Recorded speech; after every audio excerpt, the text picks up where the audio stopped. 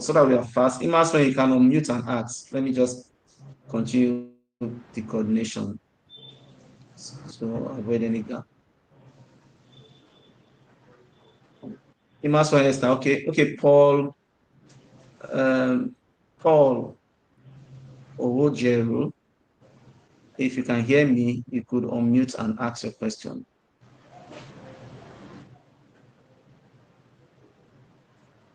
All right. Any other? Okay, I can see one other hand there. Bernardine. Good morning. Good morning. Thank you for the presentation. My question is, I don't know if I'm first, if another presenter will talk about that. I'm asking about generative AI. What is it all about? What is the function? Generative All right. AI. Thank All you. right. So my screen is still up. This is a workshop. What is generative AI? Of course, I can do this because I have the domain knowledge. So I can fact check this myself if it's correct or not. So I'm just bringing a caution. And this is not the way to go, just prompt AI, because this is what the Gen Zs do now. And we are trying to see how we can help them not to become too dependent. However, they should use it as a tool. This is one thing they do. They just rely on AI for everything, for information. I don't think that's right. I'm not a Gen Z, so I'm not in that category. So um, now let's look at this. I just prompted it. What is generative AI? Generative AI is the type of artificial confirm that to be true. Generative AI. So new content like text, image, music, or code. You see those videos that these young people come up with, and that they could come up with the president of a nation doing something funny. They use generative AI for that. Somebody comes up with a very fantastic movie script that looks as if it was conjured.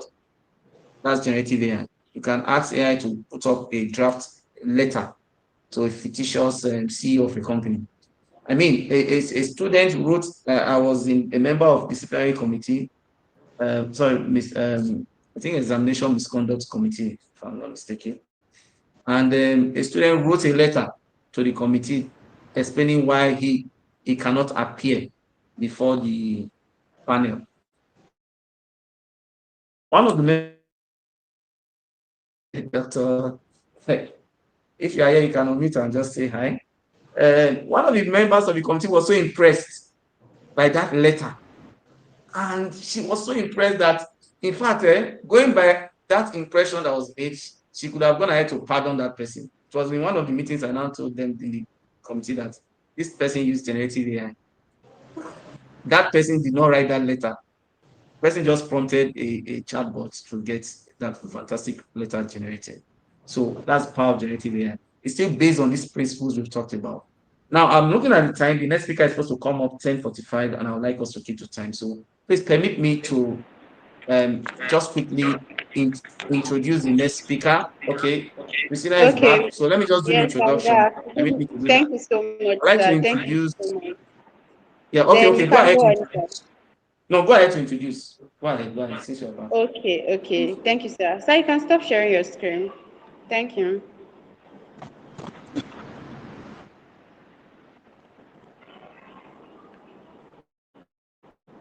Okay, so we'll be having the next speaker.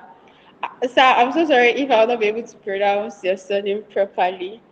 Is Okay, let me help Professor. with that. Let me help you with that. Okay. Professor Andrew Amenagaon Okay, is a thank you so professor much, of sir. chemical engineering. So you can go ahead. Okay, he's a professor of chemical engineering at the University of Benin, Nigeria, with a distinguished career dedicated to research, teaching, consulting, mentorship, and academic leadership.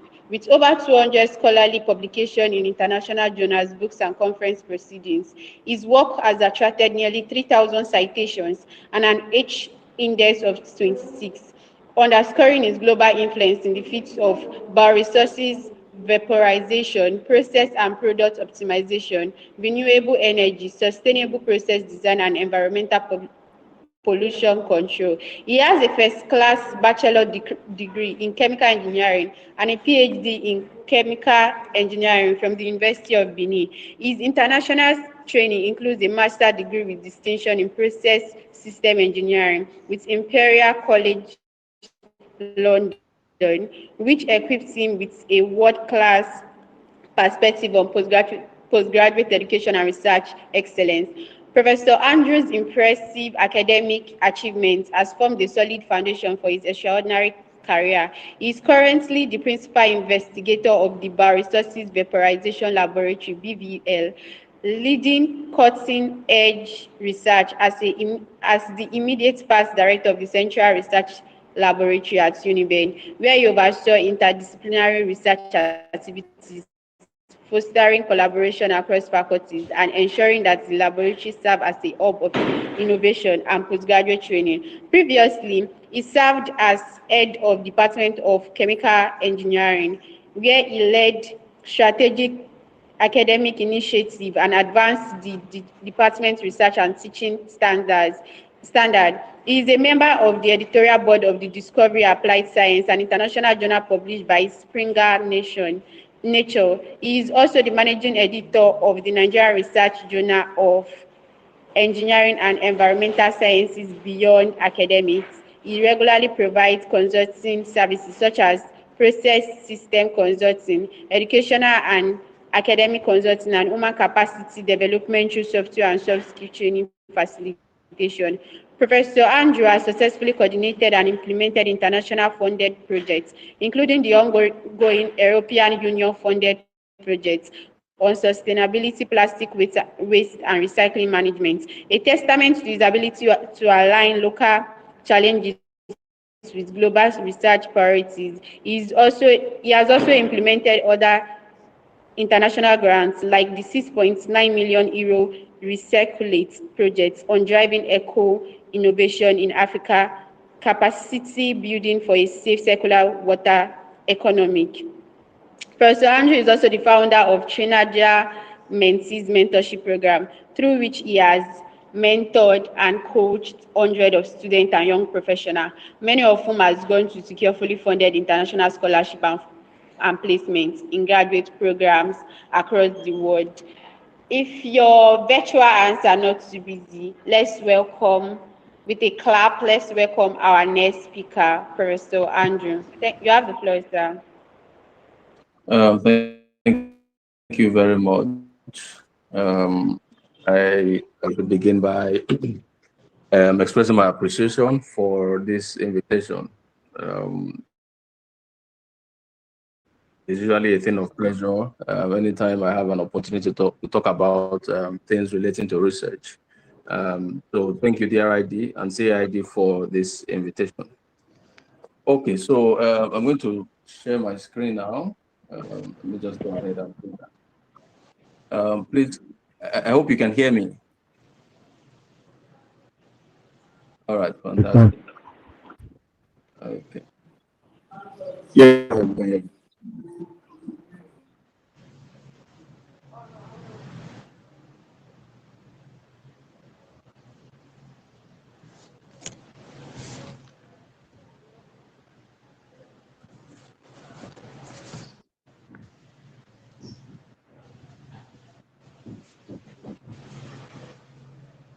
Okay, can you confirm that you can see the slide? We can see your slide, sir. Okay, all right, thank you. Okay, so mine is just to facilitate more of a practical session on how you can use artificial intelligence tools in a research context. That we like it or not, AI tools have come to stay. We cannot run away from it. We cannot shy away from it. As researchers, what we actually need to do is to find the best way possible to leverage these tools. And it's already established. You know, integration of AI tools into the research workflow has significantly enhanced productivity. Okay, you know what So, nobody could do New Year for you. Please, sorry, sir. Sorry, Prof. Please, can we mute our mic? Please, Caleb, can you mute all mics if you're on the call?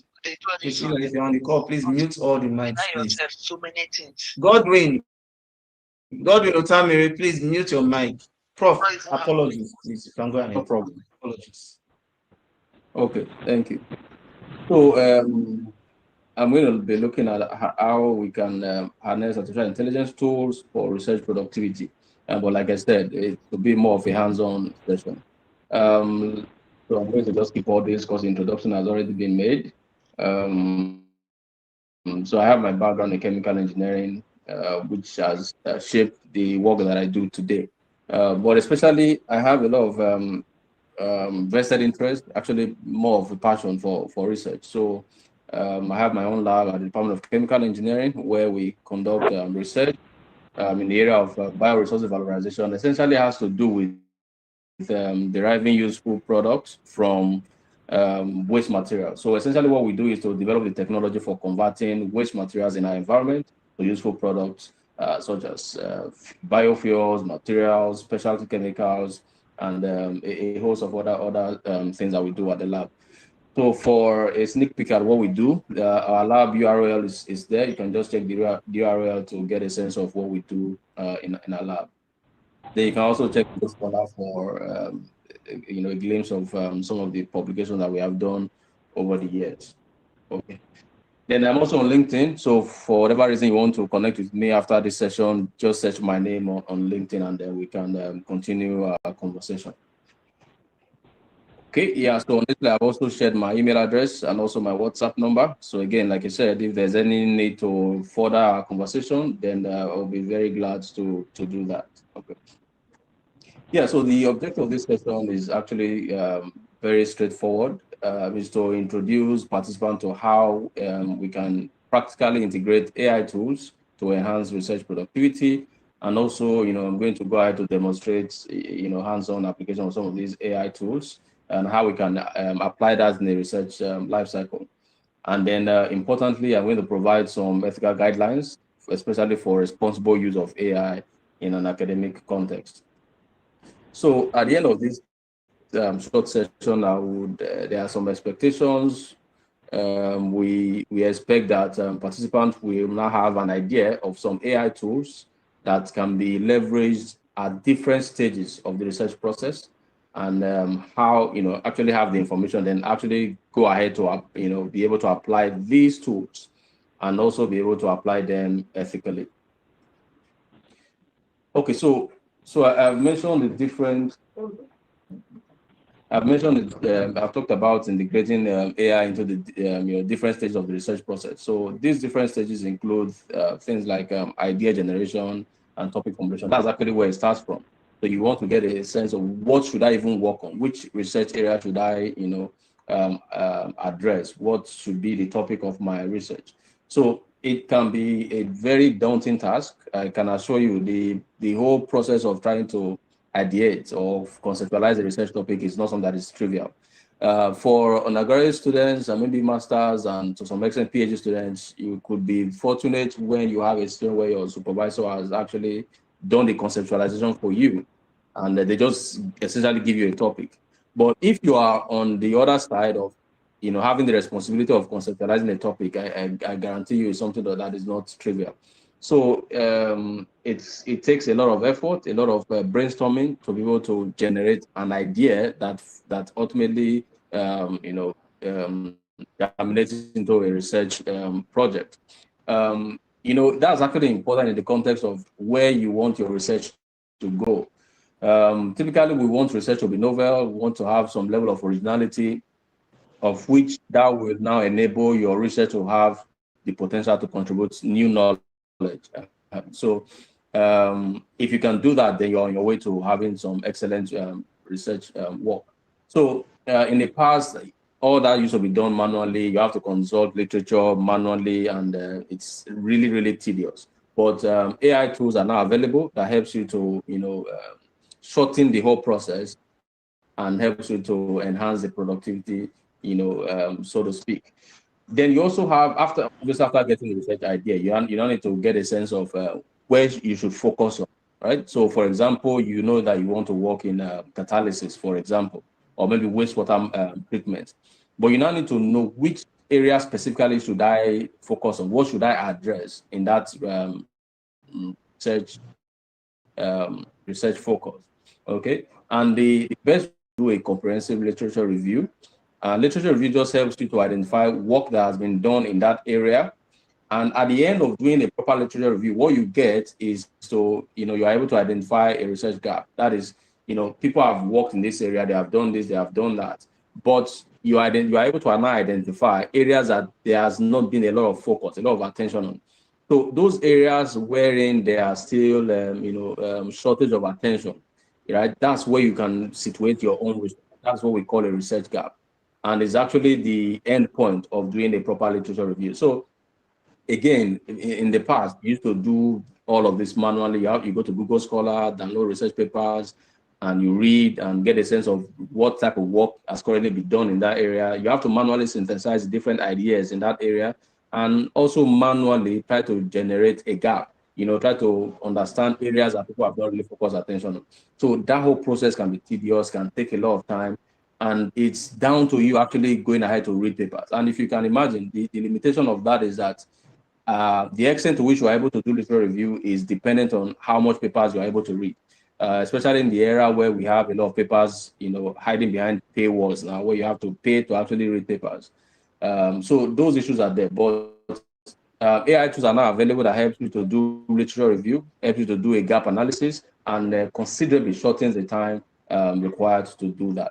They also have AI tools that can help you for data collection, and of course, after getting the data, analyzing the data, and then when you have done your experiment, you have results, then obviously the last stage of the whole process is to write out maybe your thesis or your manuscript.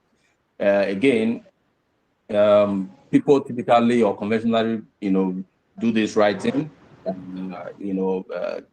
themselves, of course, which is what we advocate. But the whole essence and the whole focus of what I'm trying to, the message I'm trying to pass with this session is that while you are in charge of what you're doing, the AI tools are there to help you to improve your level of productivity. So something that will probably take you 3 months, you could cut the time down to like a week, 2 weeks. That's the whole essence. So you have AI tools that can help you in the writing process, help you in the editing. So imagine you have a thesis of like 250 pages, right? So the last thing that you need to print in your thesis is to do a proper proofreading and editing. So having to do that manually, you understand that there will still be residual errors. But you now have AI tools that help you to do proper editing, point out areas for improvement, and all of that will significantly help you to reduce the time that you normally would spend on that. So before I leave here, I need to emphasize that while these AI tools are available to support you in every step of the research process, they are actually acting, or they should act as intelligent assistants, not actually doing the work for you, but they are only just there to provide an assistance and then to accelerate the actual tasks that you're doing. While you on your own ensure that you maintain the required academic rigor.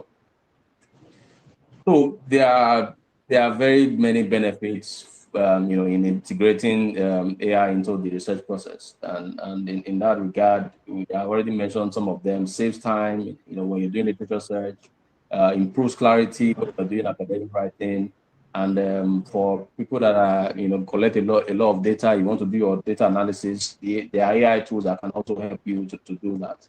And then especially for the ideation stage of your process, can help you to boost creativity actually by suggesting areas that you can focus on. Yeah, so again, I should also emphasize here, the AI tool does not replace you as a researcher. It only helps you to do what you want to do faster. So it enhances your capacity to think, to write, and to discover. So it's important that at every point in time, when we're talking about AI, we should emphasize responsible use and ethical use of AI in academic research. Because of the proliferation of many of these AI tools, it is very easy for you to have data falsification. One of the very biggest problems that these AI tools face is what is called hallucination. So it's a situation where the AI tool just generates information that is not true, information that is not correct, information that is not in existence. And that especially happens when you want to use AI tools, generative AI tools to generate text. So, for example, some people, somebody who says they want to use it to generate the introduction section of maybe a journal paper or a thesis. So you can do a prompt on, let's say, ChatGPT, generate a 1,500 text for me that will be part of the introduction of my thesis. Then you go ahead and provide some other information. Then you also tell the AI tool to include references and all of that. So the AI tool will actually go ahead and generate the text. But what usually happens is that the references that you have, they are mostly fake references. They are not in existence. So that's one of the biggest problems that you face when you use AI tools. And that's actually where domain knowledge is very, very important. So you're there to fact check what the AI tool is giving you. So whatever information you get from any AI tool, it is important that you verify its accuracy. We advocate that you never copy information directly from an AI tool. So the AI tool gives you information. So look at that information, take it as a starting point actually, and then work on it to get what you want at the end of it. And while it's becoming accepted now, journal publishers, especially the high level journals, they now require that you disclose any use of AI in your work. In fact, there's a declaration statement that you have to put just before the reference section of your journal paper that states that you have used a particular AI tool, and you have to specifically state that you use and what you use it for. And you have to also declare that after using that AI tool, you as the author, you went ahead and checked the information that the AI tool provided, and you ensured its accuracy. So we need to emphasize that, and that is to ensure that we maintain academic integrity and intellectual honesty in the research that we do. So there are different AI tools that you can use, but because of the short nature of this session, I'm just going to focus on 3 areas. So I'll look at research idea generation, literature review, and then lastly, writing and language improvement. So there are different tools that you can use in these different stages. So this is just 3. There are other areas where you can integrate AI tools. So for example, referencing and reference management, data analysis, data generation, so data visualization. There's a whole lot that you can integrate AI tools into. But like I said, because of time, I'm just going to focus on these 3 areas. So for the first one, to generate a research idea and ultimately research questions which will form the basis of the research that you're going to do, there are a number of tools that you can make use of. So I have a couple of them here. This is not an exhaustive list. So the very obvious one there is ChatGPT, which is actually a general purpose AI tool which you can use for virtually anything. Then you have Claude. Claude also functions similar to ChatGPT, but it can handle long-form writing, which makes it suitable for academic purposes.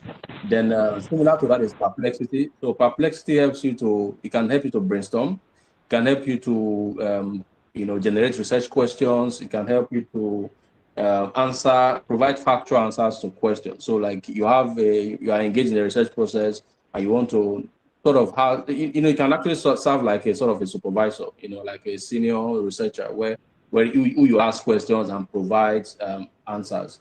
And actually those answers are backed with, the sources of those information. So in that regard, it makes it suitable for academic research. Then you also have Scholasty. Scholasty helps you to summarize academic papers. One of the challenges that researchers face, especially during the literature review part of your the research process, is trying to read journal papers. So if let's assume you have like 100 papers, are you going to go ahead to read 100 papers, right? It's just from a productivity sense, it's very tasking and it's very time consuming. So instead of reading a paper of 14, 15 pages, this AI tool is available to help you summarize the content of the research paper. So it's just a case of uploading it to Scholasty, and it helps you to summarize the major ideas of the research paper. And then you can also actually have an engagement with the paper. So you will see how that works out shortly when I do the demonstration. Then you also have u.com, which is a sort of like a search engine. So rather than using the conventional Google, you have u.com, which you can use as a search engine that combines AI with conventional web search. Then the last one is Chat PDF, which actually makes the whole process of reading a journal paper easier. Again, similar to what you could do with Scholarly, and also another tool which I will show shortly, which is SciSpace. So for Chat PDF, you just upload a PDF of your journal paper, any journal paper that you want to read, and then the tool reads the paper for you, understand it. Then you can now go ahead and start asking the tool questions. So it's like uploading so there's a paper that you want to read to get a sense of how maybe you can get some information from there to form the base of what you want to do after that. So instead of reading the entire paper, just upload it to PDF. The tool reads the paper for you. Then you can now go ahead to ask the two questions. So for example, you ask questions like, what is the novelty of this study? What are the limitations of this? So you actually do not need to read the whole paper to go find out what were their limitations, what were the major results. Just ask the tool those questions, and the tool will provide those answers. So these are some tools that you can use during the ideation process of your research. So what I'm going to do is I'll just do a couple of demonstration. I think I'm going to I'll take ChatGPT and maybe Scholarly and ChatPDF, just do a couple of demonstrations, then move on to the next one on literature search. So I will switch my screen now.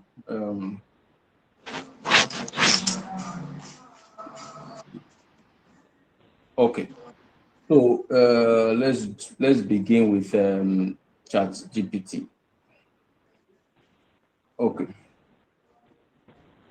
So for ChatGPT, everybody should be familiar with that. So you just ChatGPT. You can just search that on Google. Then you have the first to be the first entry in the search list. So just click on that. Then you have this search bar. For a more personalized experience, you actually need to create an account, or you can just log in with your with your Gmail if you already have a Gmail. So, but for the purpose of this demonstration, I'm just going to use an incognito window. That is, I'm not going to sign in. So you have a search bar as you have here. So all you just need to do is to type in a prompt. The use of these AI tools, how much you can get from it is directly tied to your ability to properly prompt them. So I'm going to do a simple exercise of generating a research idea. So I'll just do a prompt. So let me type this prompt. Suggest 5 emerging research research topics in the field of, let's say, wastewater treatment. So the wastewater treatment could be something related to your field. It could be anything about agricultural productivity. It could be human resource management, whatever it is, right? So then I'm saying that aligns with global sustainability goals. So this is my prompt. So the essence of this is because I want to do a research in wastewater treatment, but I don't know exactly what to focus on. I don't have a specific topic that I want to investigate. So, but I know that the general area I want to work in is wastewater treatment. So instead of manually going to read papers and trying to, determine which area you focus on, you can use this tool to do a brainstorming. And the reason why you want to do this is because you want to do a work that has some level of novelty. You do not want to do work that somebody has done, in the past. So all you need to do is just to enter the prompt, then you hit enter. So it's going to generate the text for you. So it's suggesting 5 emerging and impactful research topics in wastewater management that aligns with the UN Sustainable Development Goals. So there's the first one here, resource recovery and circular economy approaches, and is providing, so here the focus is on transforming wastewater from a waste product into a resource. So rather than seeing wastewater as a problematic, something that is problematic, you could look at it as a useful resource. So now it's giving you some key ideas. So it's saying nutrient recovery, so you can recover nutrients from wastewater. You can recover valuable metals, or you can also use as a source of bioenergy. You can integrate this third one says integration of circular economy framework into municipal and industrial wastewater systems. So you see, it has already given you ideas. Probably what you were even thinking of was how to treat the wastewater, but it's now telling you, rather than looking at how to treat the wastewater, you can actually, focus on how to recover useful products from the wastewater. So this is an idea that it has provided. Then the second one is energy neutral or energy positive wastewater treatment plants, and is looking at suggesting redesigning treatment plants to produce more energy than they consume, and is providing some key ideas that you can begin to investigate: anaerobic, bioreactors, coupling anaerobic digestion with microbial electrochemical systems, and so on and so forth. Number three, nature-based and hybrid treatment systems. So essentially, you see that of ideas that it has provided. So, so this is just a general, a sense of doing a brainstorming using the tool. But you can also try to now refine your search and ask more questions. You could say maybe which of these ideas can I implement let's say local Nigerian context. So you are trying to say, so which one can I do as a Nigerian researcher, for example? So you hit that, then it's going to provide, right? So it's saying that in the Nigerian context, successful wastewater treatment research must address limited infrastructure, energy constraints, affordability, local material availability, and so on and so forth. So they has provided a breakdown of the 5 topics that are most feasible, in the Nigerian sense. So you see, it now provides nature-based hybrid treatment systems, and then is now telling you why it fits the Nigerian context. So then is actually also providing examples. For example, this is actually a research idea already. This second one, algal bacteria pond for treating brewery and cassava waste. So that looks like a research topic for an undergraduate student. Then you have others, resource recovery and circular economy approaches. Then you have examples here. Look at these examples: biochar production from sewage sludge for soil improvement. The second one here is saying biogas recovery from slaughterhouse or palm oil mill effluent. So you see, you already have potential topic that you can start investigating.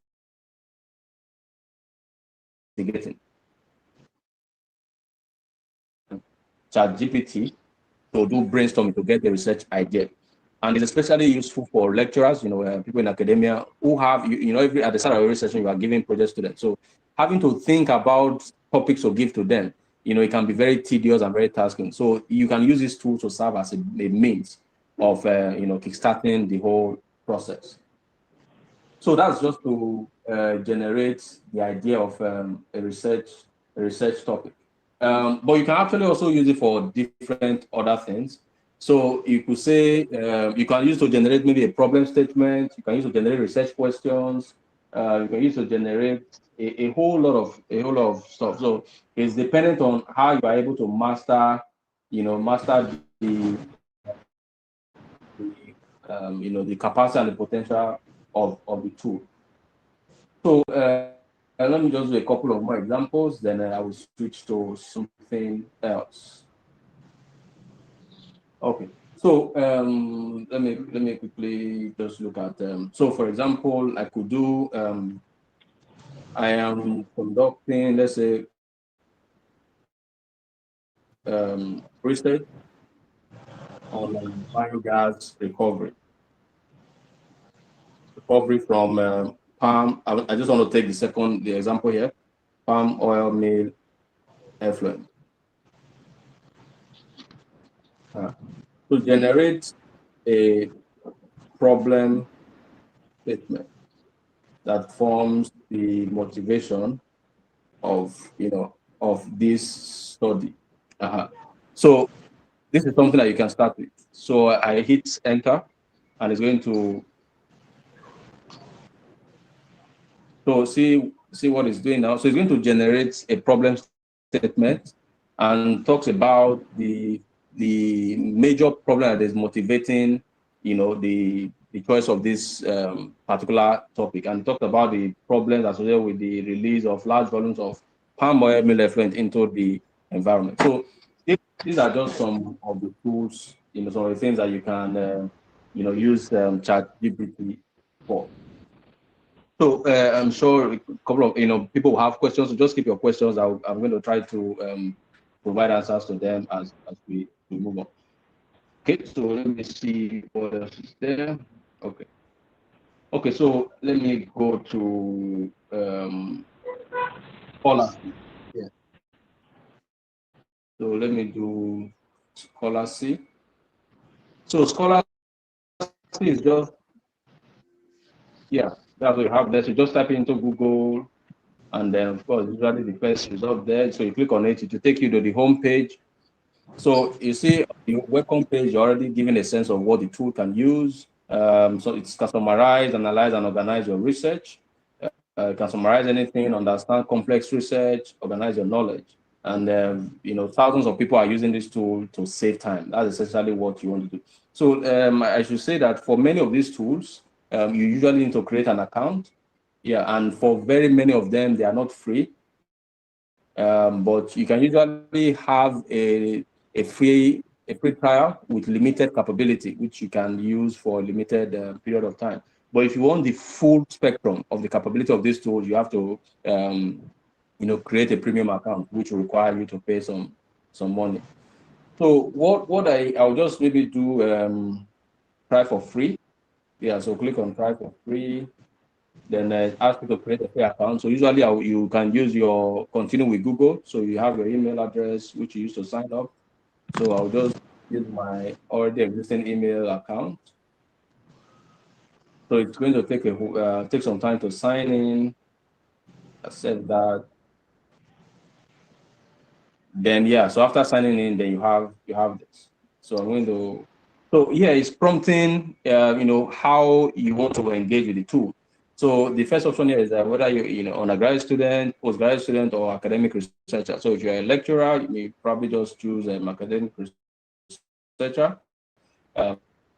Postgraduate student, you choose that if that's your case. So I'll choose research. Then yeah, just this person. I don't want to start sending me a lot of messages. Okay. So this is what you have. So to begin, all you just need to do is click on add paper. Okay. So what I'm going to do is just to provide snapshots of how you can use some of these tools. We can actually do a full session on each of the tools. So you just try to be patient and get as much as you can from this. So I'll click on add paper. So then it's going to ask you to, and then I'll navigate to somewhere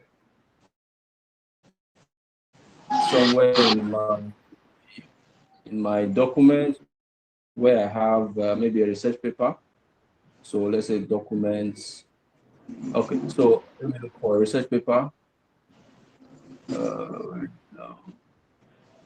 Okay, so here's one. So I'll just click on that. So essentially what I've done is I'm uploading it. So as it's uploading, it takes a while to do that. Then to extract key information from the documents. I've just uploaded a journal article in PDF form. So it's going to take some time to extract the information. Then if you check on the left-hand side of the screen, you have so you have summary, snapshot, key findings, objectives, methods. So those are the different information that is going to extract from from the paper that you have uploaded. Then other things you have there include analysis. You have research quality, research comparison, limitations, future work, and so on and so forth. So it's going to take some time to get all of that done. Okay. So it's done with its job now. So the paper I uploaded is Global Sensitivity Analysis and Meta Modeling of an Ethanol Production Process. So it's one of the work that was published a long time ago. So you can click on details to get details of the work. The work was published in 2014 in Chemical Engineering Science. The DOI is there, and the authors are there. Okay, so you can click back on this to minimize the information. So what has happened is it starts with a structured summary. So the structured summary starts with a snapshot. So the snapshot is just like a high-level summary of the entire work. So it's saying the study focuses on parameter estimation. So it's essentially giving you the overall picture of the work. Then you can now scroll down, look at the key findings from the work. So you see key findings. So this one is there, the second one is there. Then you can click on, and then you get the rest of them. Now you scroll down, you have objectives, the objective of the study. Then you continue the methods, right? Then the result. Then you have conclusion. So you see, this is like a high-level way or a very efficient and quick way of reading a research paper. So in this case, you actually do not need to read the PDF yourself. So the tool has done that and has extracted the major insights from the work. Then there are other things that you can do. If you come to this left-hand side, you see research comparison, limitations. So for example, I can click on limitations. So you see here, it talks about the limitations of the study. So for you to get the limitations of this study, you would have had to read the entire PDF to really know where they talk about the limitations of that study. But this tool has been able to simplify and streamline the whole process and ensures that you have that. Then you see practical applications. Then it talks about the practical applications of the study. So essentially, if you are doing literature, if you are reading journal papers, if you want to, facilitate the process, make it faster, you can use a tool like Scholastic to be able to do that. Okay, so I'm going to move on from there now. Okay, so then writing and language improvement. So you can also use ChatGPT for that purpose. You can use Quillbot. Quillbot is very useful for paraphrasing. PaperPal can also do the same thing, and Grammarly can be used for grammar checks. So I am very much in love with PaperPal. I will do a demonstration on how you can use it. And of course, where these tools come in is when you're doing your writing. So let's say you are writing a research paper.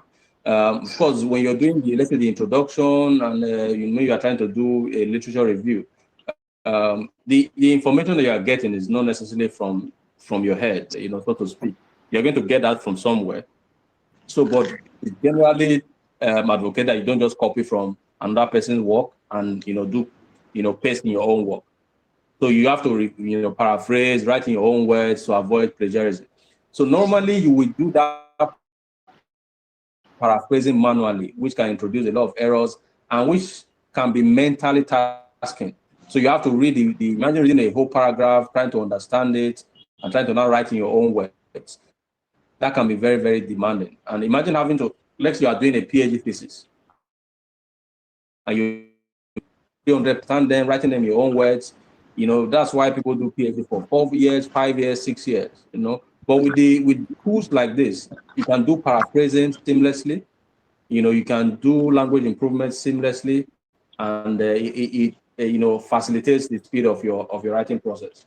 So I'm going to demonstrate how you can use some of these tools for that purpose. So we come back to ChatGPT, right? So we can so for ChatGPT, what you just need to do is maybe you have a paragraph, right? So you have a paragraph from somewhere. Let me see. Let me just look for an example. Yeah.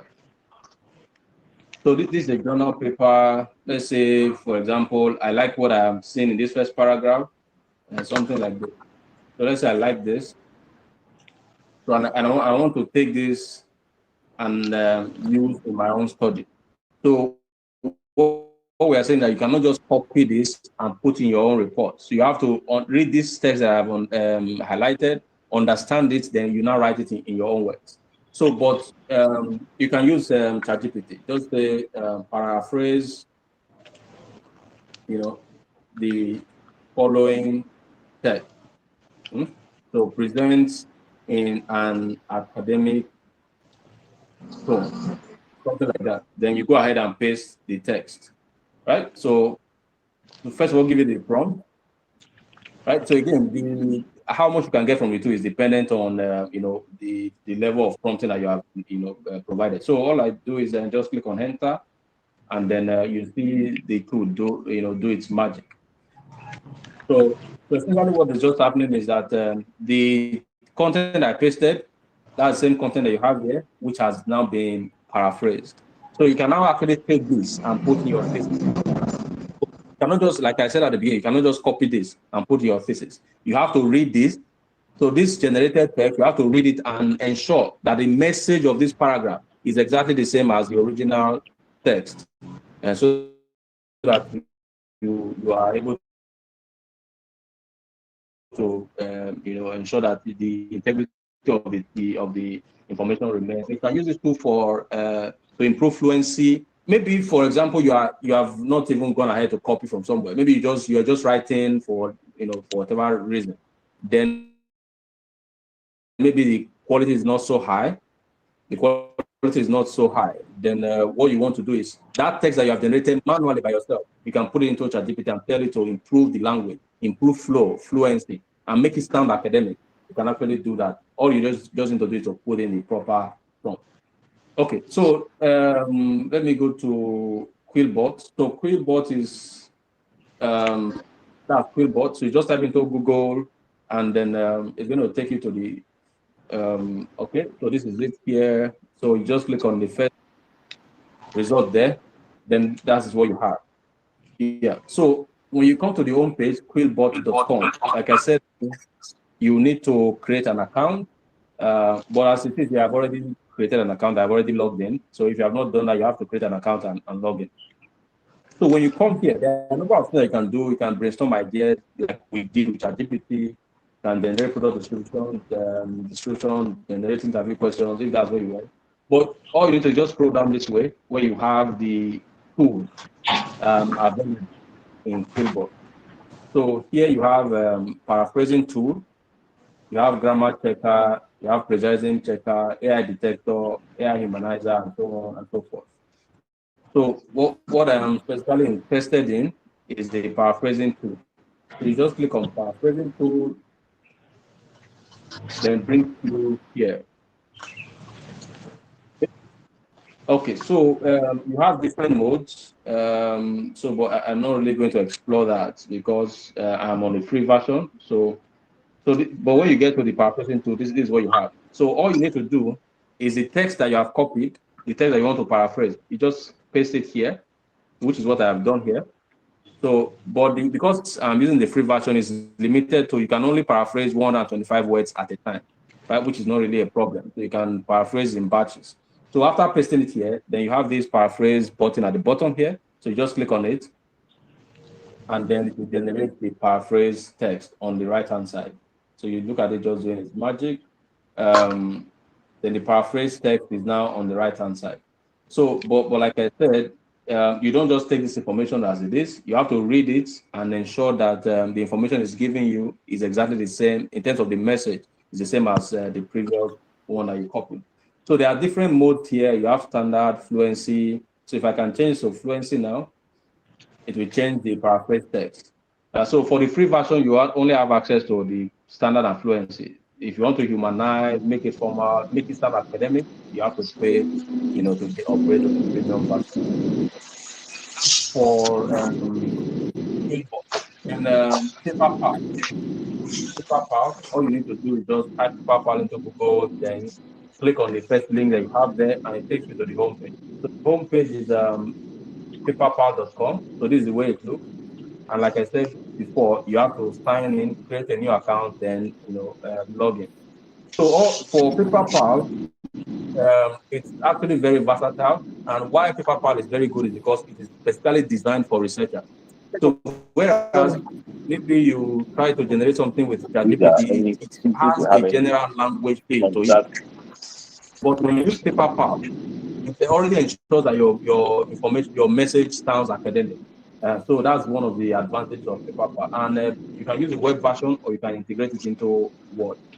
So to begin, I just click on this new Word document, and then it create a new canvas for you to begin the process. So create something like this. So all you need to do is just to generate. You can actually start typing into this place, right? So you can start typing as if it's just like your word processing document. But what I want to use it for is to the text that I copied before is the same text that I copied that I paraphrased with ChatGPT with Fillbot. So I want to do it with Paperpal now. So after pasting the text there, just select the whole thing, and then if you check the right-hand side, you have some tools on the right-hand side. So you have write, research, and a couple of other things there. So, but what I'm actually interested in is rewrite. You click on rewrite, and it's going to bring up a couple of options here. So you have paraphrase, improve fluency, make academic, simplify, trim.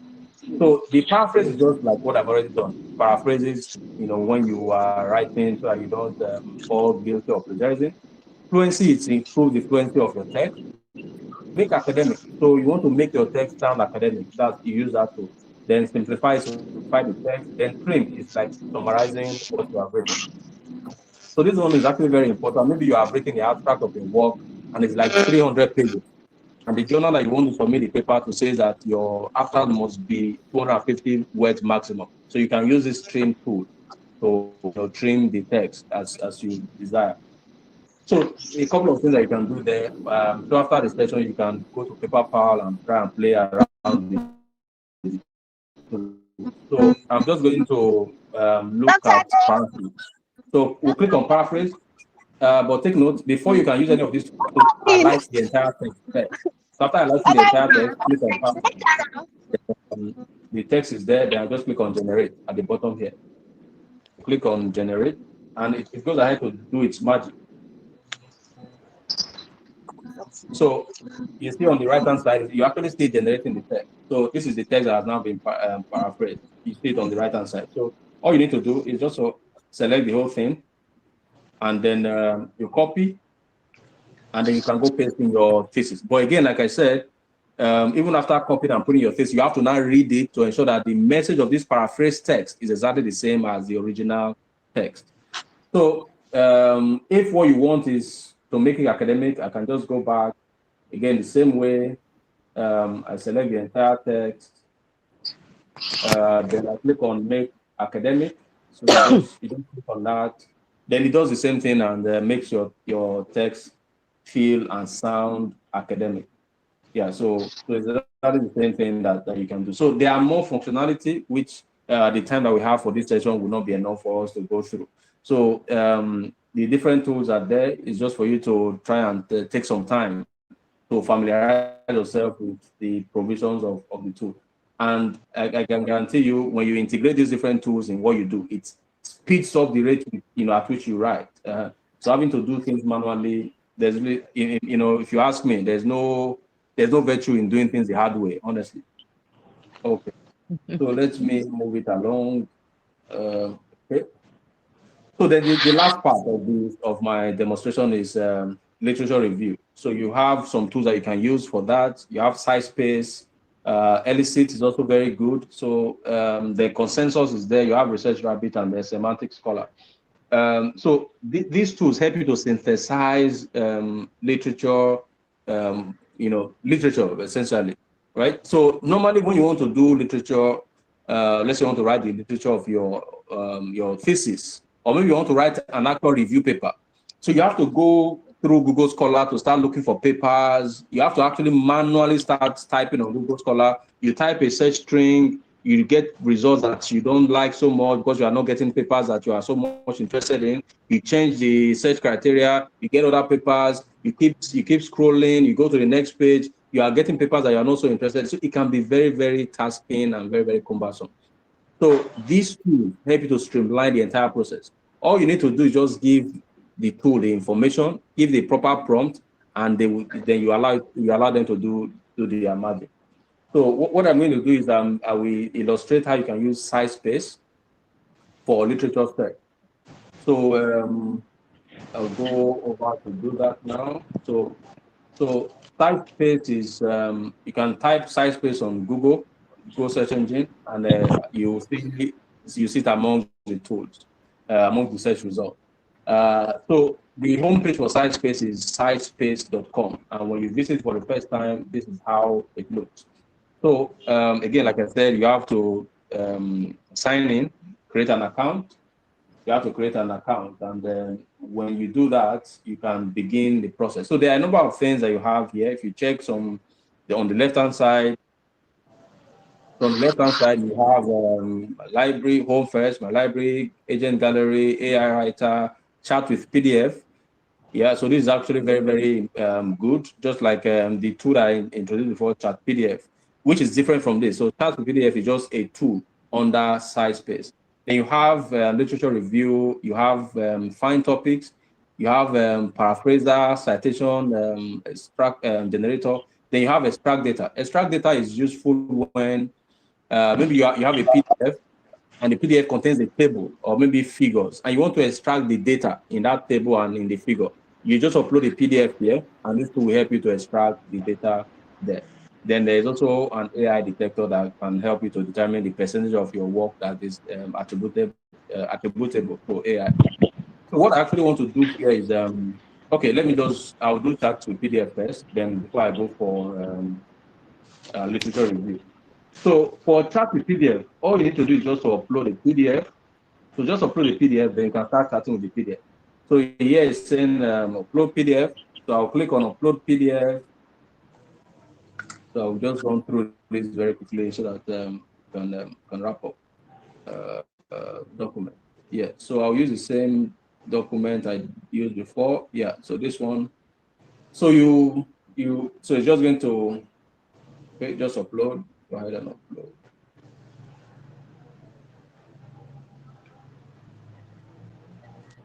Okay, yeah.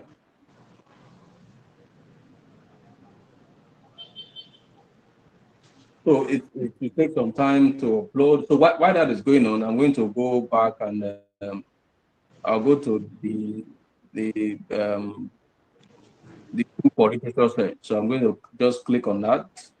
So literature search. So this is the tool for literature review. So again, is the case of okay, before I do that, so let me just quickly mention. So on the home page, if you just scroll down a bit, you already see some quick access options there. So you can just say search papers. Like you want to search papers, you want to write a report, you want to do literature review. So it can help you to do that. So for example, let me click on literature review. So you see what happens here. It already creates a prompt for you.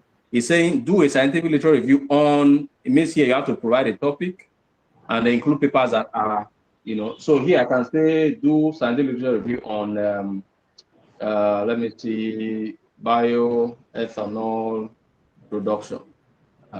Then include papers that are, I will do something like high quality. So once you do that, I'll just click on, press enter. Then I allow you to do its job.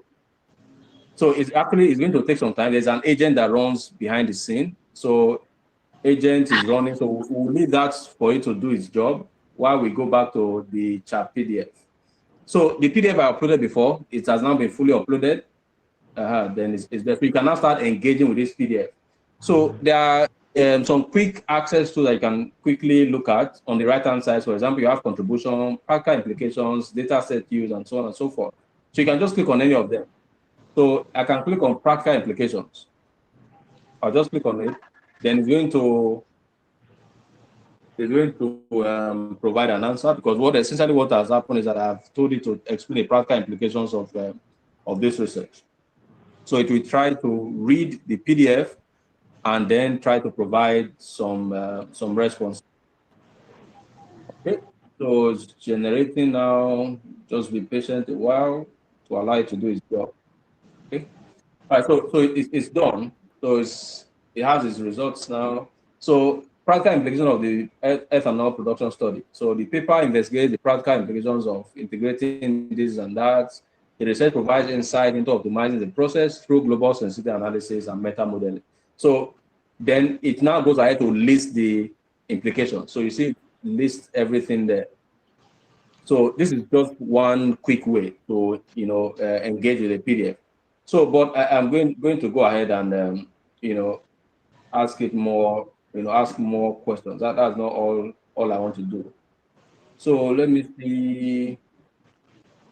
So actually, you have a number of options there. So generate the summary of this paper, result of the paper, conclusion, explain the abstract of this paper, right? So you can just click on any of all these already existing prompts here, or I can just ask my own question. So I can ask, what is the novelty of this study? So that's the question I've asked in the chat. So after asking that, I'll just click on send. So again, what has happened is that the AI tool has read the PDF and understands the whole PDF now. So you ask your question, then it will provide an answer based on its own understanding of the PDF. So it's going to generate a response to your question. So actually, when it's generating this question, the responses, when it's done, the different portions of the paper where it got the answers from, it will actually also flag them, so that it's not a case of you just take its word for it. And so when you click on a particular answer, you can click on the reference and you go to the portion of the paper where the answer came from. Now, the importance of this is that every answer that this thing is giving you is coming from the paper. That is not generating anything from anywhere. So it's generating all the answers from this PDF. So it's essentially serving as your reading assistant. So it reads the paper for you, help understand this paper on your behalf, then start explaining different content to you, you know, depending on the answer, the question that you have asked it. So it has already done that. So it's a study. So you see, it's going to list out the different things: integrated model, you know, application of global sensitivity analysis. So you see different areas of novelty. It has already listed all of them. Now, what I was explaining before, if you check at the end of each answer, you have a reference here in bracket. That reference is just telling you. So, for example, let me look at this. This first answer, the research develops a dynamic mathematical model that uniquely couples ethanol fermentation with so on and so forth. Then you now have a reference one. Like I explained, that reference one is just telling you where this answer came from. So if you click on that one, click on the one, it will go to the paper, the portion of the paper where the answer came from. So it's going to load now. Just there. So it has taken us to the portion of the paper where that answer came from. So somewhere here on that first page. So let me look for another one. This is reference 4. So I'll click on that reference 4. It's going to take us somewhere else where that particular answer came from. Okay. So while that is happening, let me go back to the literature review that I started. It was this, no, not that one. Yes, so this is the literature review that I started.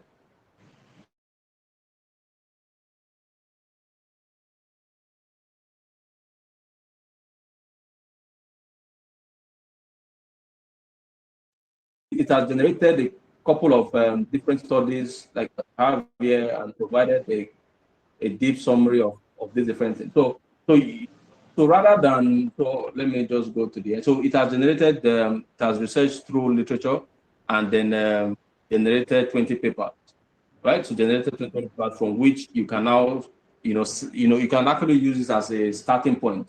So what has happened now is that you did not go ahead to manually search for these papers via Google Scholar.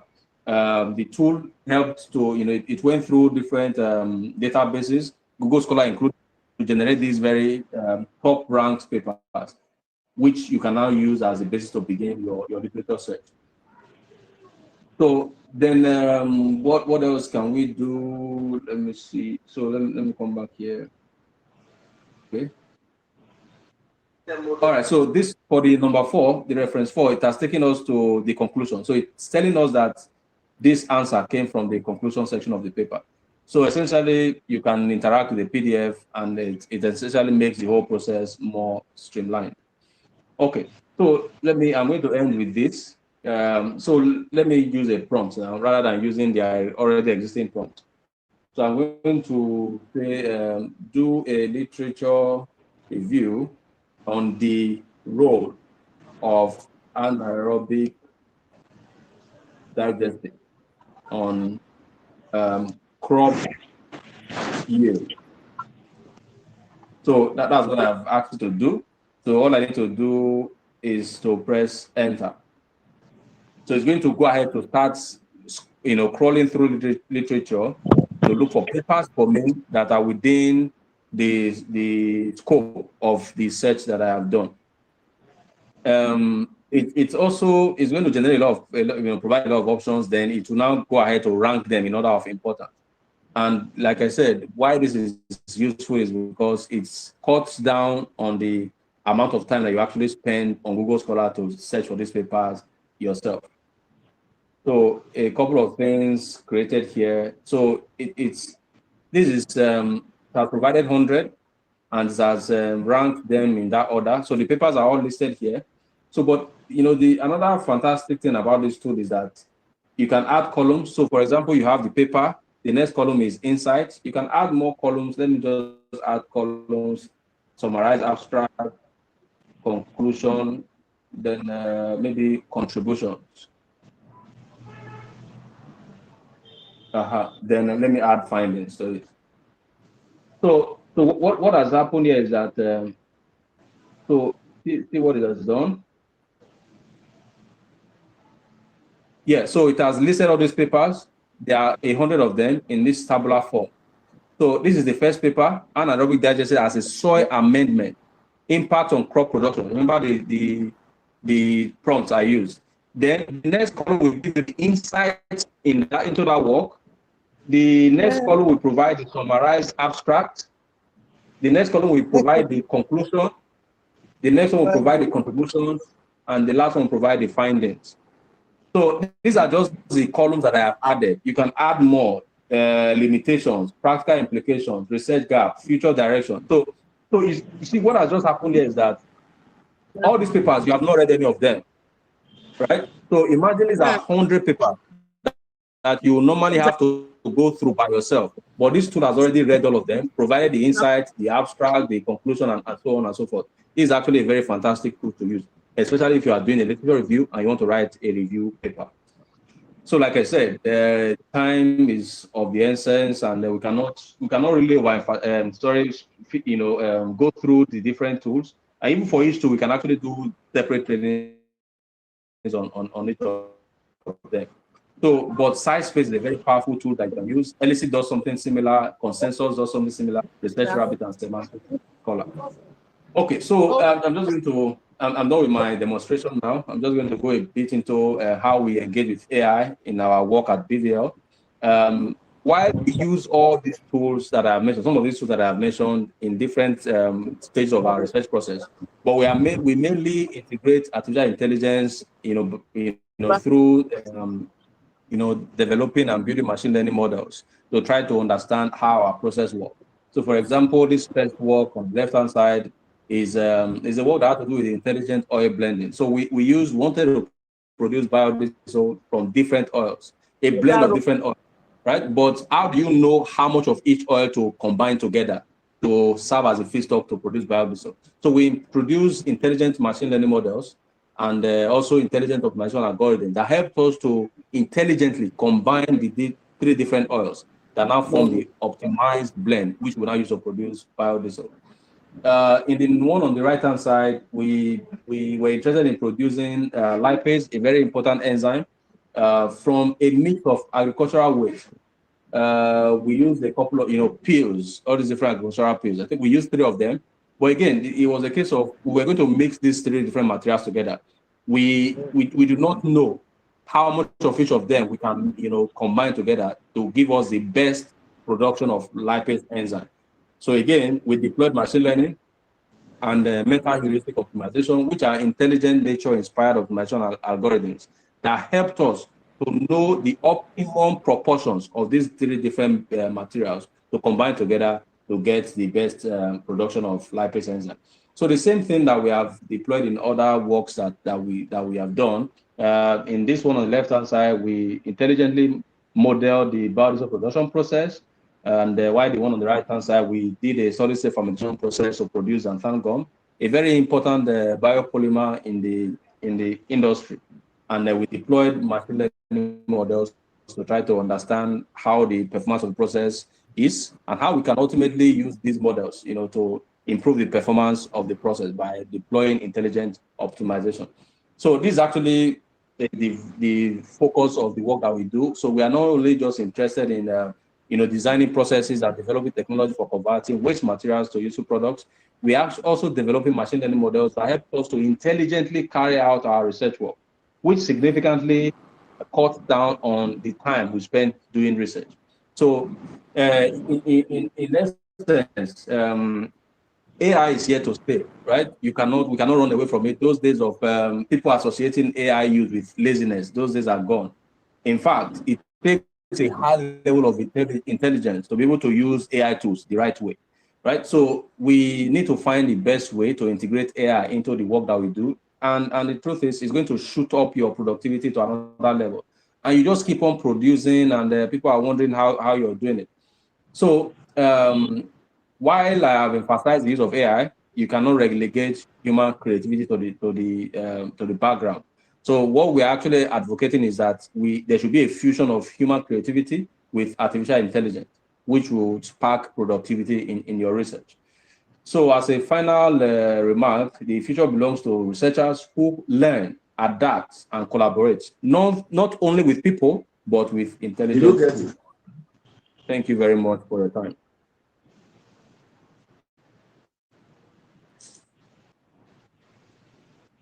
Thank you very much, Prof. Thank you, sir. Thank you. Thank you for a wonderful presentation.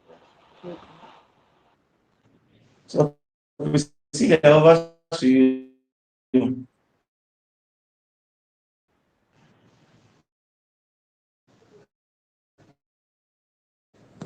Thank you so much. It was out of this world.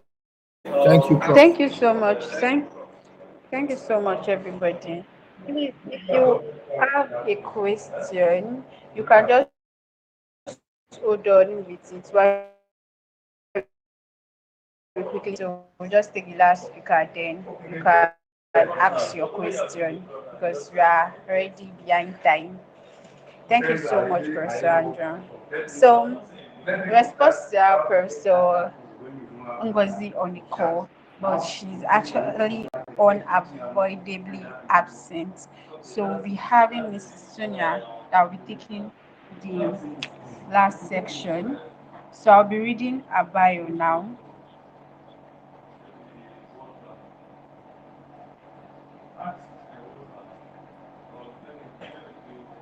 Idiri Sonia Obuachi is a bilinguist with a Bachelor of Arts degree in foreign languages. She holds a postgraduate diploma in public administration and a postgraduate diploma in forensic and DNA, both from the University of Benin. She has a master's degree in health planning and management. She's a seasoned administrator and has worked in various faculties and units in the University of Benin.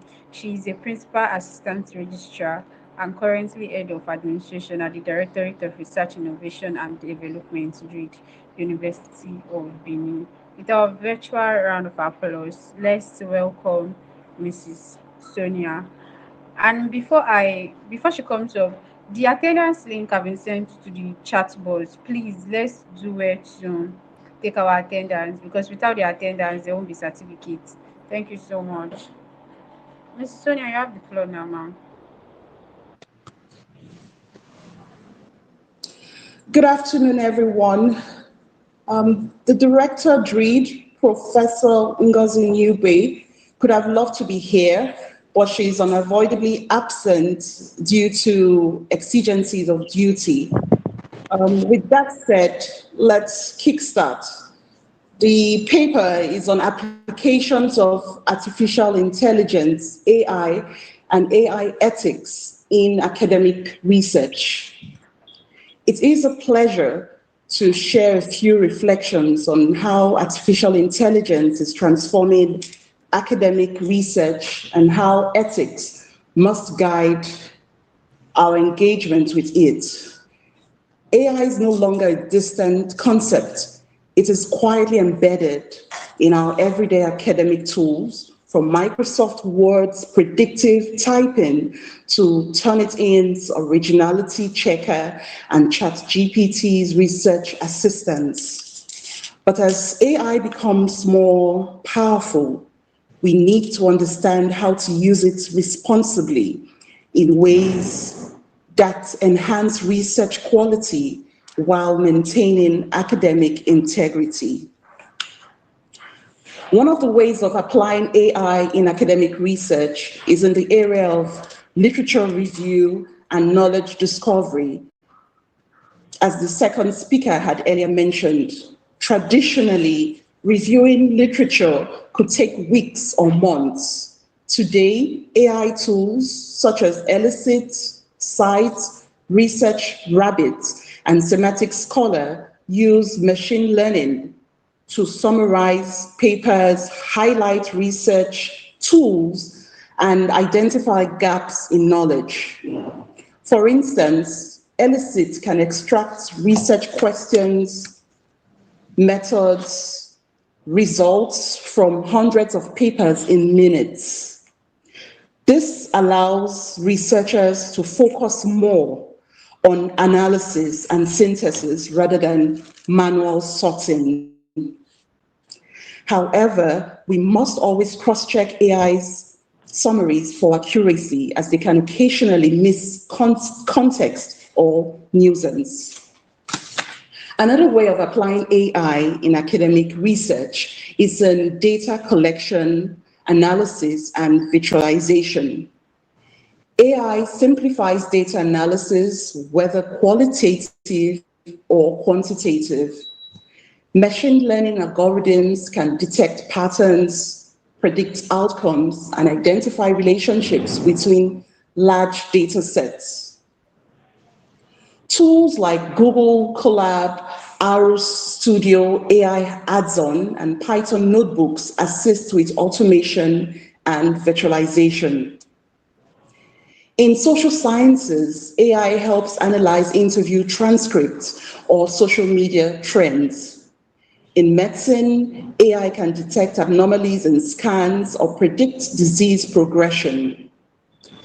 By automating repetitive analysis, researchers can dedicate more time to interpretation and theory building. AI can also be applied for writing and editing support. AI writing tools enhance clarity and precision, but must be used with academic discipline. Writeful, Grammarly, Quillbot, and ChatGPT assist in grammar correction, paraphrasing, and citation formatting. Some tools can even help in structure arguments or generate outlines based on prompts. However, AI should never be a substitute for human reasoning or originality. Every output from AI must be fact-checked and rephrased to reflect your own scholarly voice. Next is predictive modeling and simulation. AI is being used across disciplines to model and forecast outcomes. Economists use AI for market and policy simulations. Environmental scientists apply it for climate predictions and resource management. Medical researchers employ AI for diagnostic modeling and patient monitoring. These applications are driving evidence-based decision-making and supporting innovation in real-world problems. And then AI can also be applied in teaching, supervision, and assessment. For lecturers, AI tools are reshaping the pedagogy. Adaptive learning platforms personalize learning paths for students. AI-assisted grading systems like Gradescope save time and improve feedback consistency. Supervisors can use AI to summarize drafts, check formatting, and organize feedback. Tools such as Turnitin, GPT-0, and Copylix help maintain research integrity. All these serve as both a teaching assistant and research companion. Now let us look at AI ethics, guiding principles for responsible use. As we integrate AI into academic life, ethics must remain our anchor. AI can be a force for good, but if misused, it can amplify bias, spread misinformation, or erode trust in scholarship. This leads us to one, integrity and transparency. Researchers must disclose when AI tools have been used, whether for writing assistance, data analysis, or visualization. Transparency protects academic honesty and gives credit to both human and technological contributors. Plagiarism now includes AI-assisted dishonesty, where work is presented as fully original, but it is not. Next on AI ethics is bias and fairness. AI learns from data, and data often reflects human bias. If most data come from one region, gender, or socioeconomic group, the resulting outputs must be skewed. For example, an AI trained mostly on Western data might misinterpret African context. As researchers, we must question AI's recommendations, revalidate results, and ensure inclusiveness in data sets. Let's move on to privacy and data protection. One major ethical risk is data leakage.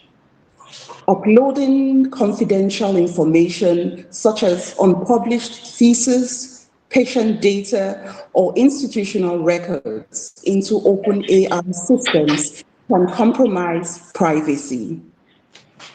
Always verify whether a tool retains or reuses uploaded data. Use institutional closed or encrypted systems where possible. Next on AI ethics, we have accountability. AI can assist, but it cannot assume responsibility. The human researcher remains accountable for the accuracy, interpretation, and ethical integrity of the final output. AI should be credited as a tool, not co-author. We must also teach our students that AI support does not remove the academic accountability. Now let's look at human-centered and sustainable use in AI ethics. AI should serve human creativity, curiosity, and judgment. It should help us think better, not to think for us. Ethical AI means using technology in ways that amplify human capability while respecting dignity, culture, and values. The ultimate goal is AI for human flourishing and research that uplifts society. In conclusion, artificial intelligence has opened a new era of research efficiency, insight, and collaboration. However, without ethics, innovation can lose direction. As academics, we must lead by example, demonstrating how AI can be powerful and principled. So as we embrace AI, let's remember, use it with purpose, validate its outputs, and always put integrity first. Thank you for listening.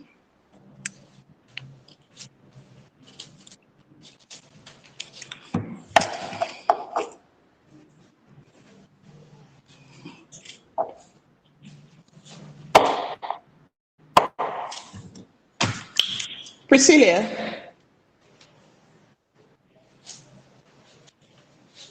Hello, Priscilla.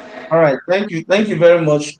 Thank you very much. Let me just take it from there since. Thank you so much, ma. Thank you. Ma. Thank you, ma. Thank you so much, ma. So we'll be taking questions now. For those that have their hands, like their virtual hands raised up, and you don't have a question, can you lower them so that I can take questions so that I will know the people that actually have questions? Thank you so much. So the first person, I'll go with Ignus. Like I said before, so sorry if I cannot put your designation if you're a prof or a doctor, because the call can't show that. It's just showing your full name. So for the first person, I'm having Ignus. Can you unmute your mic and ask your question? Ignus or saying. So sorry if I did not get your name properly. Thank you very much, Priscilla. Many thanks to the one presentations we have had today. It has really been enlightening. In fact, I've learned so much. And I want to appreciate the university and the organizers for this wonderful workshop. I just want to find out, would it be possible for us to have access to perhaps some of the slides for this presentation? I don't know if it's acceptable to presenters. That's just what I want to ask about. Thank you. Okay. We'll try as much as possible to get to the trainers so that we can get this. Thank you. Okay, the next person, Eigato Adayofo. Sorry if I did not get your name. You can unmute your mic and ask your question.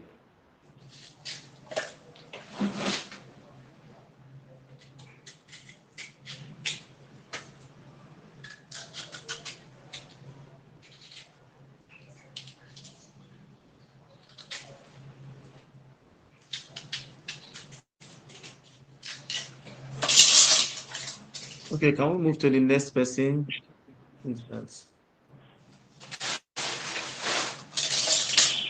Okay, it seems maybe she's on the call. Let's have Marshall Akinley. You can unmute your mic and ask question.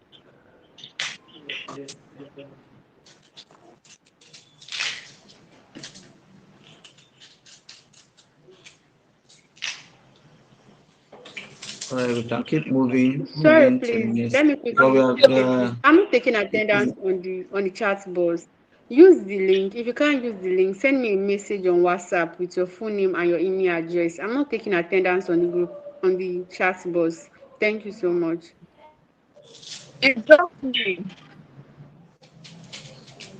All right. Please, apologies. I just need to come in here. It's important to stick to time, and it's already past 12.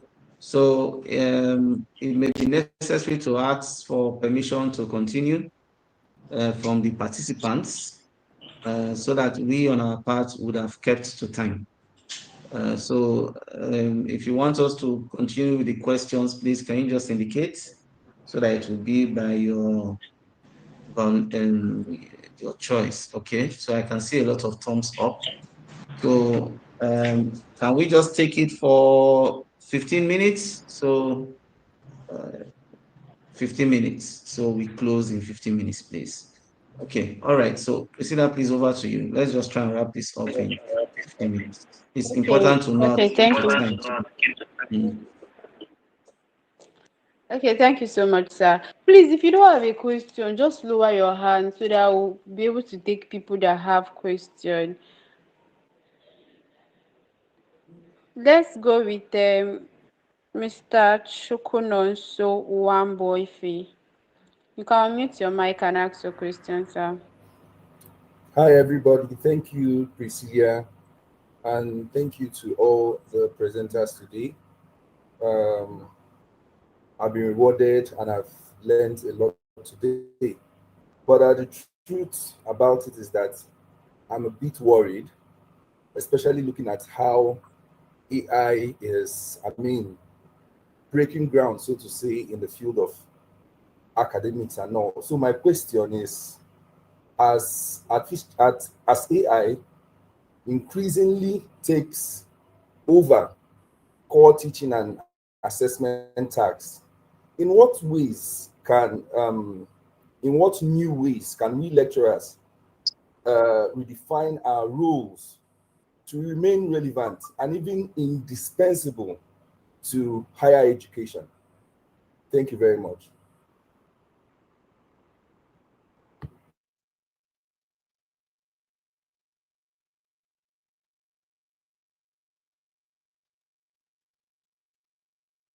All right, can we quickly just take the questions, then we can respond to them at once.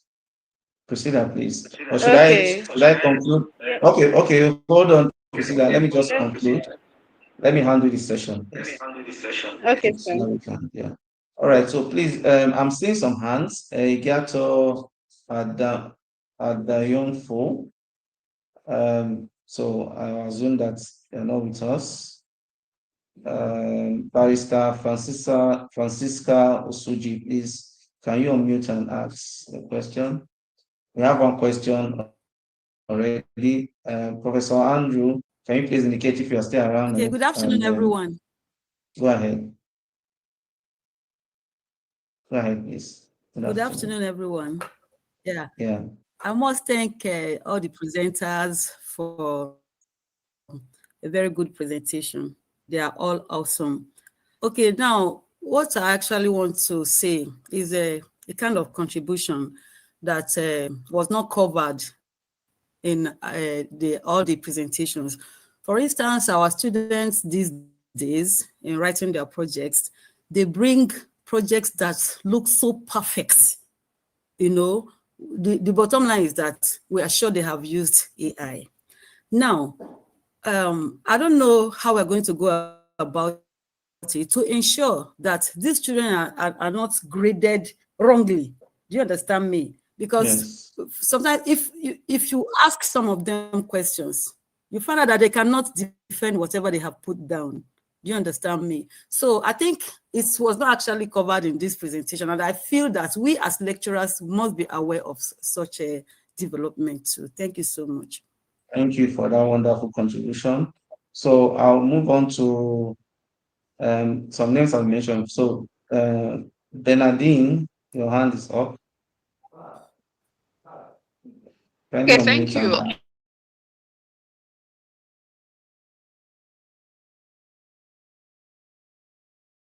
Among the tools you use, Sciencebase, I just want to ask, the one you use, was it a paid version or free version?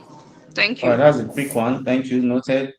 Professor Andrew. Then Ufoma Akbotu, quickly, just straight to the question, please.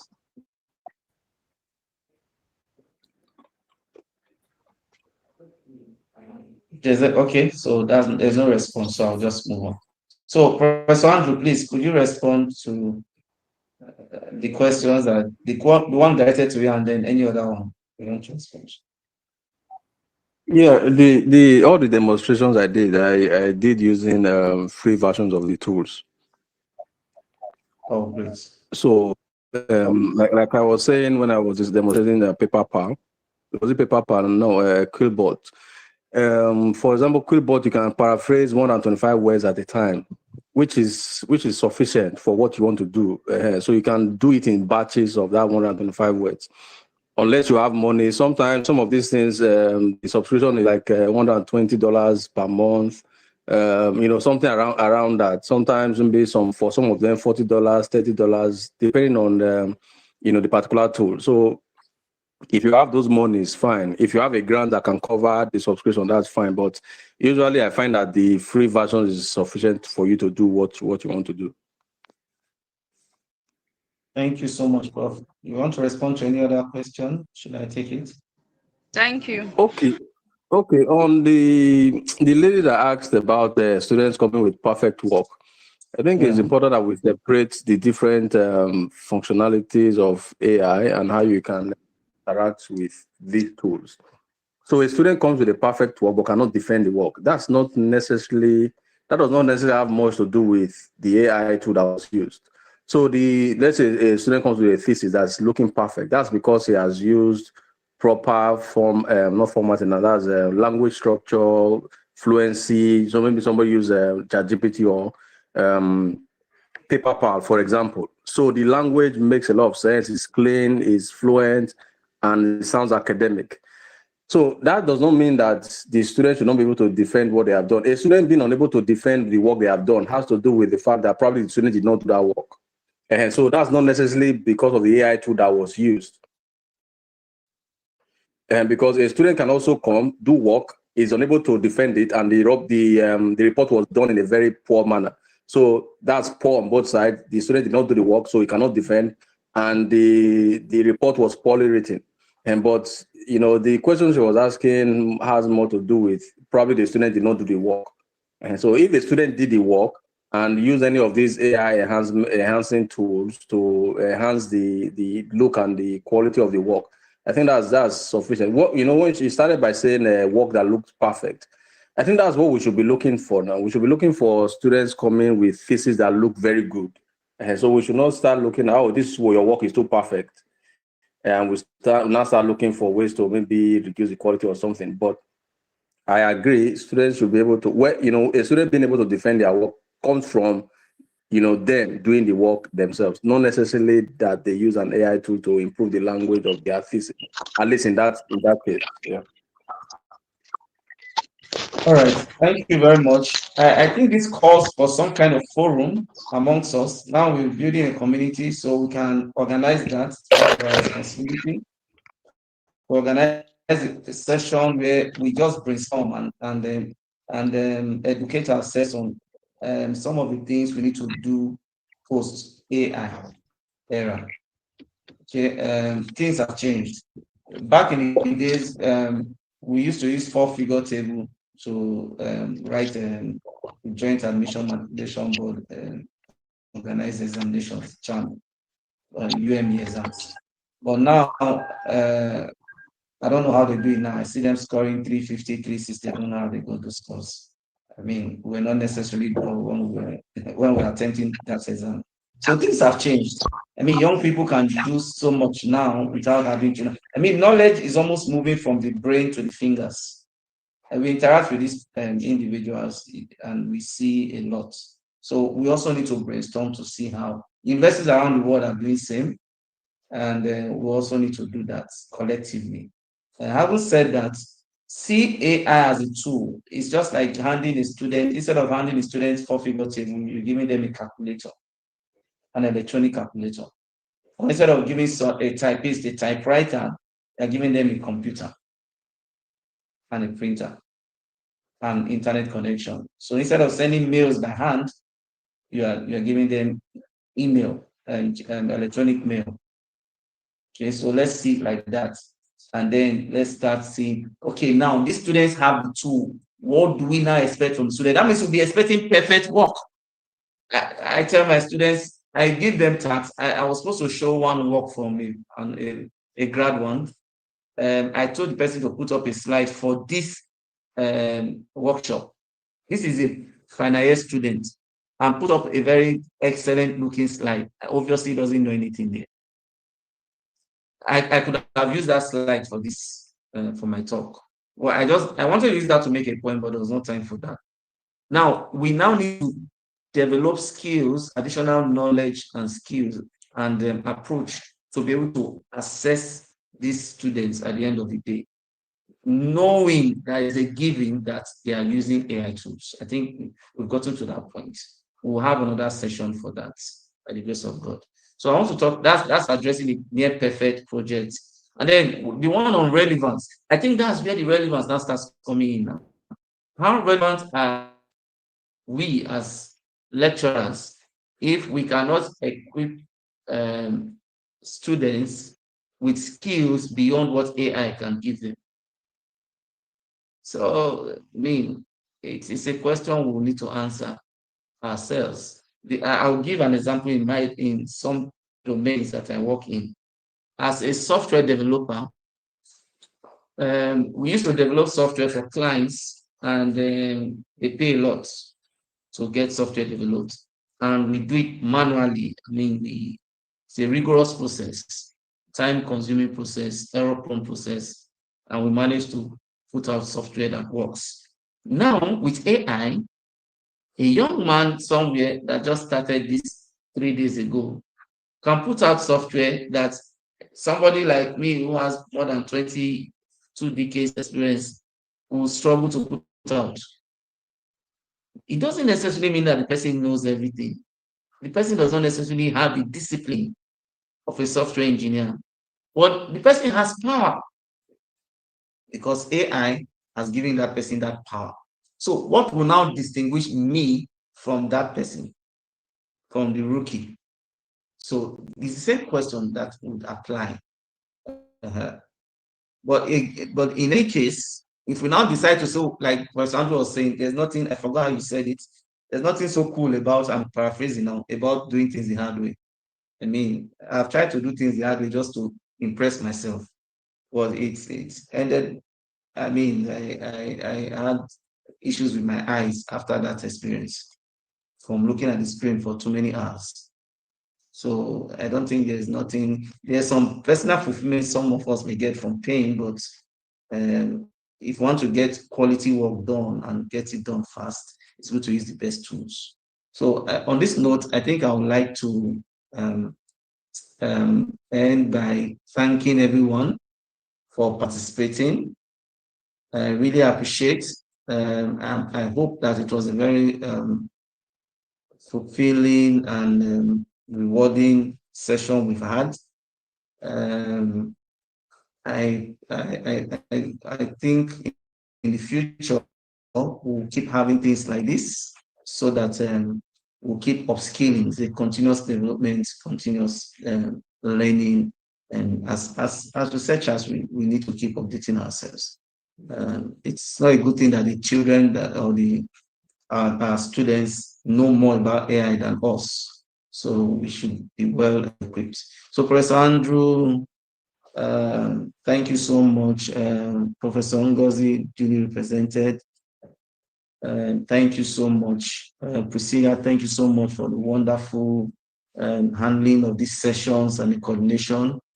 And the coordination will continue by Priscilla, and then every other questions we have, we can continue that conversation on WhatsApp. I think I'll allow Professor Ngozi to also give a closing remark, being the co-organizers of this. So Professor Ngozi's rep, are you still around? Are you still with us? Okay, so on behalf of DREED and the Center for Artificial Intelligence Development, University of Benin, I want to thank you all for participating. Have a wonderful day ahead. Thank you. This brings this session to a close. Thank you so much, sir. Thank you, everybody. Thank you so much for joining. Bye, everyone. If you are yet to take the attendance, If you know you're having issues taking the attendance, kindly send me a screenshot with your name and your email address. Send it to me on WhatsApp. Thank you so much. You can exit the call once you are done taking your attendance.